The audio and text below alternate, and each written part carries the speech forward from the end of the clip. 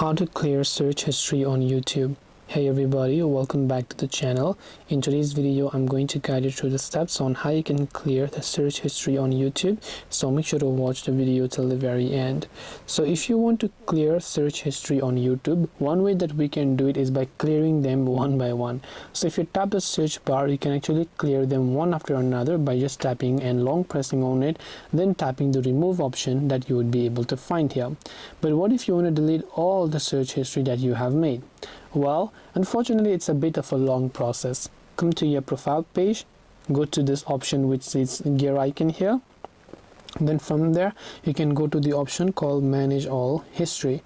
Once you go to manage all history, you will be able to see this option. Now here you can see delete, select delete and select delete all time. So once you select delete all time, here you can see deleting now. All you have to do is tap on the delete option there, and then you will be able to delete your search history. So you can also go to saving your YouTube history and so on, and after that you will be able to delete your search history in this case.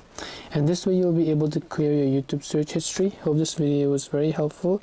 If you have got any more questions, feel free to also leave them down below.